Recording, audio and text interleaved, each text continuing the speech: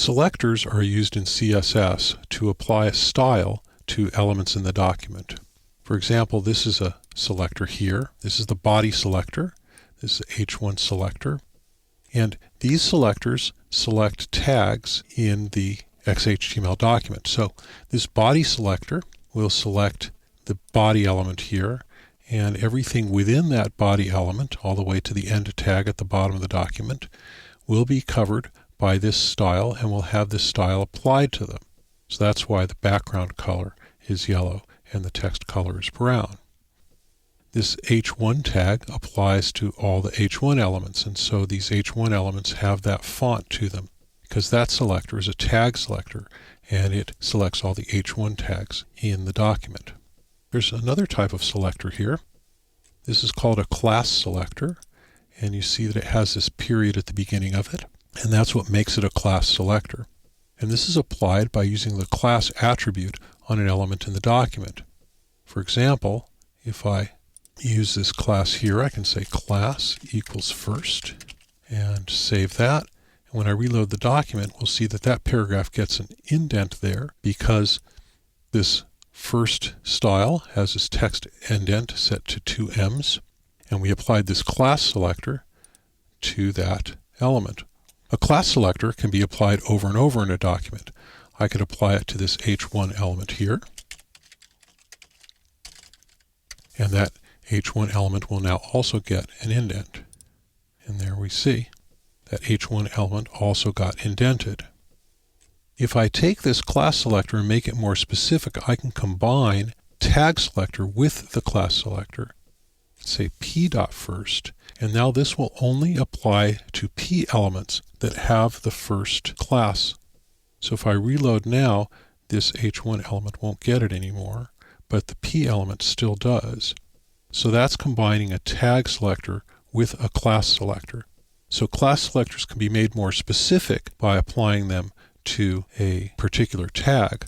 I could make a different class selector for the H1 element and give it a different attribute entirely. And I could say color blue.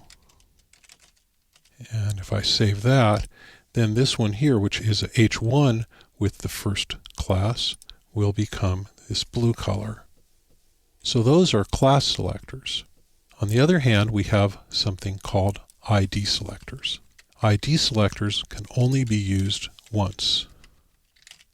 So now we have this H1 element with an ID selector that says AMTP, and that makes it blue. And so if I save this, of course, this won't be blue anymore because we're not using that selector over here. We're still using that first class. Instead, if I say ID equals AMTP, now this heading will get the blue color. More commonly, the ID selectors are used with div, and they're used for sections.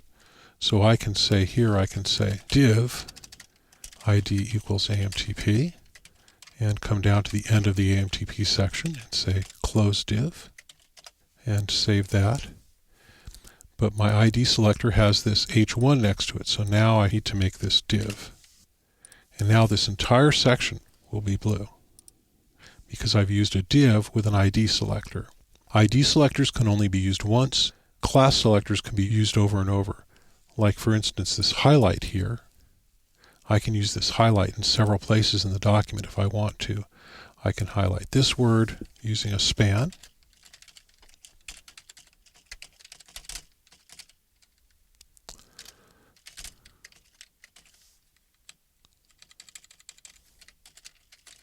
And then I can copy this and use it in several places using the copy and paste feature on my keyboard, Control-C and Control-V on a PC, or Command-C and Command-V on a Mac.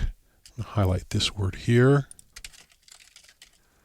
And I can even highlight a word maybe down in this paragraph. And when I save that and reload it in the browser, we've applied this style in different places using the class selector. So that's what class selectors are for. Class selectors are for something that's going to be used over and over. For something that's just going to be applied once, you want to use an ID selector. ID selectors get used once, class selectors can be used multiple times, and tag selectors are for selecting all like tags in a document.